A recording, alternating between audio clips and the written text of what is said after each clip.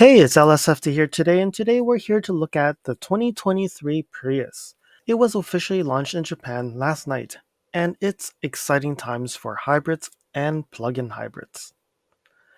The Prius itself was a nameplate for hybrid technology, and it seems like every new generation hybrid system starts with the Prius.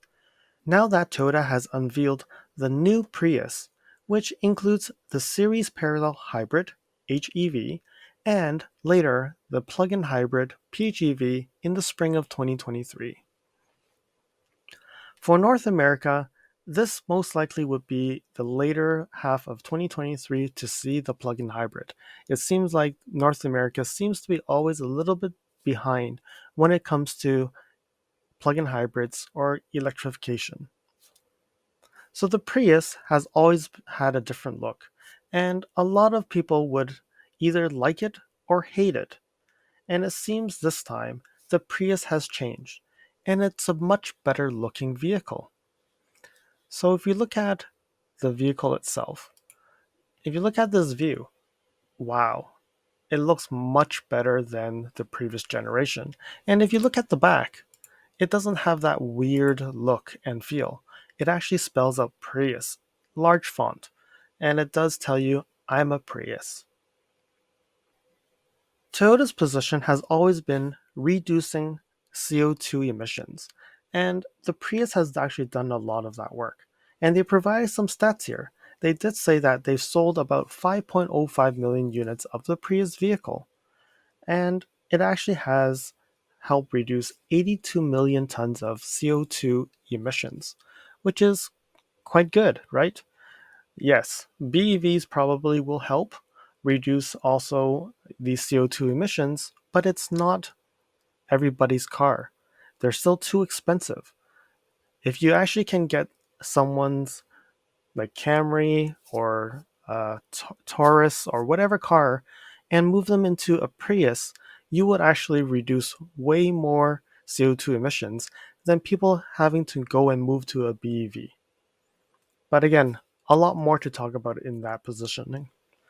So right now, the Prius is now reborn, and they actually have 19-inch wheels in the second generation TNG platform.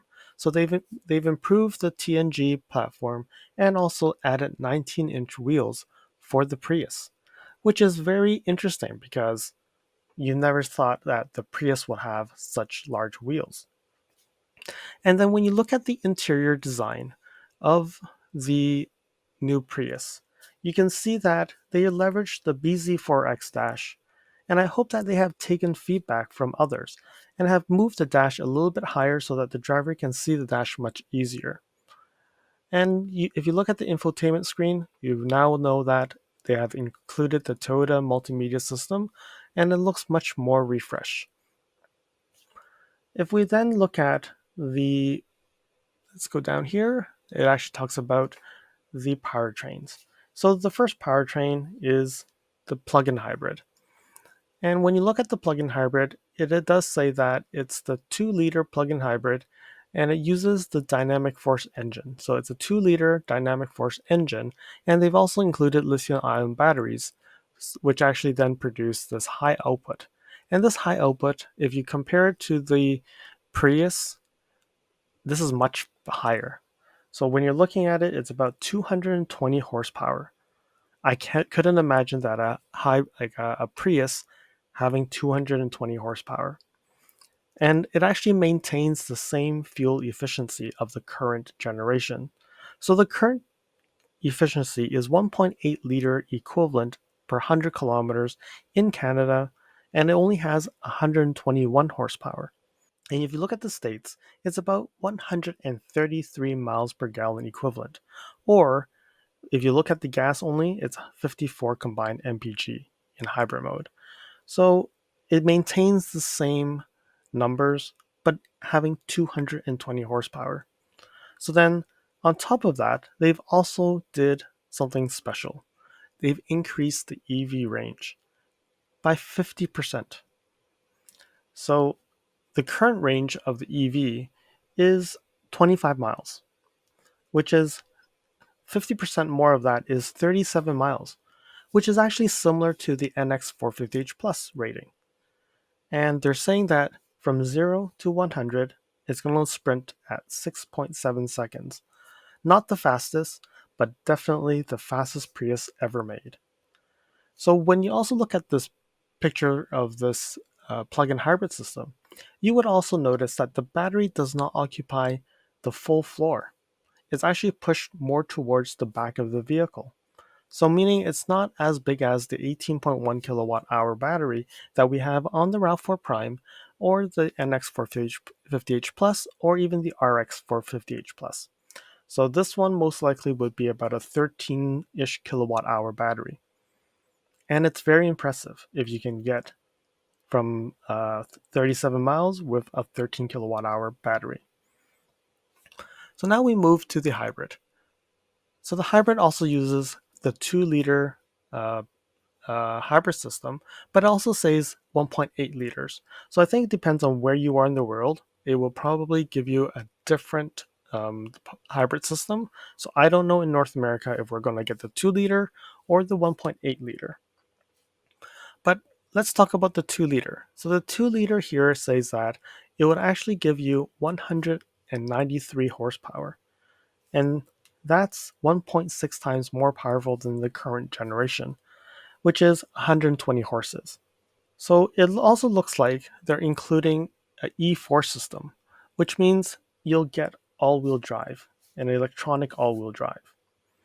And then we scroll down later here looking at, okay, the TNGA platform, what has changed in the second generation.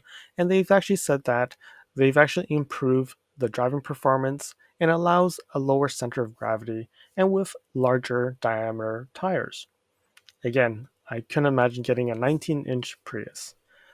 And then they also talked about they've increased the rigidity and improved quietness because of this whole new TNGA platform.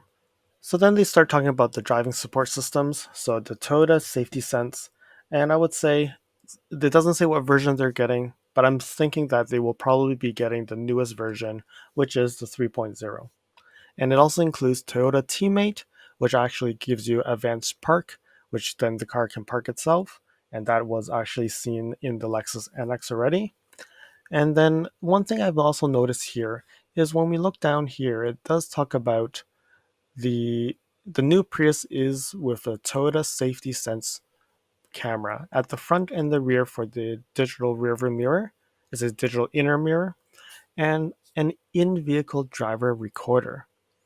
This says that the setup is clean appearance without having the sense of the cameras and the wires being retrofitted. So, then it says that the data is stored in the ECU, so there's no data corruption and other issues with SD cards. So, does this mean that we're actually getting a built-in dashcam in the new Prius? And I think this will actually come down to other vehicles if this is what's going to happen. Then we also look at it includes two 100 VAC 1500 watt accessory outlet. So meaning if you needed to plug something in, it can actually provide you decent power. I think it depends on where you're in the world. That 100 volt AC may be a little bit different, but definitely for Japan, 100 is what it is. So we continue to scroll down, and you can see that how it's plugged in. It also talks about the panoramic view moonroof that they're going to have in the new Prius, and also the plug-in hybrids will also get a second generation solar charging system. And that solar charging system will convert the solar energy to electricity, and it generates up to 1,250 kilometers per year of driving. Not bad, but you just need to make sure you park it outside when it's sunny. But again, I really enjoy this type of technology that they have because when it's sunny out there, that's when your car will get hot. And using that solar energy to be able to produce AC to blow out the heat will actually help the efficiency when you get into the car because it's cooled down. You don't need to spend more electricity to power up like your AC to be able to cool it down before you drive off. So definitely it's a cool thing. And I think they should actually do this to all cars if they can actually just use a solar panel to generate your air conditioning, you've actually saved a lot of CO2 emissions already.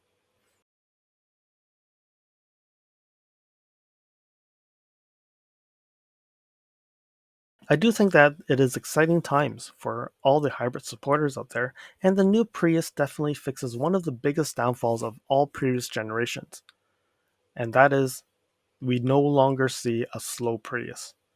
The Prius is not a race car, but definitely well equipped and performs well, while still being able to maintain the same efficiency as the previous generation. The design maintains the Prius look. If you look at the side view, you would notice that when you look at it, you would notice that it is a Prius. It doesn't look that big of a difference, but it looks much better. And I hope that the North American and I hope that the North American version doesn't sway away too much from this Japanese release. We definitely know that they aren't going to change much in the looks, but I hope that the numbers in the specifications won't be too big of a difference too.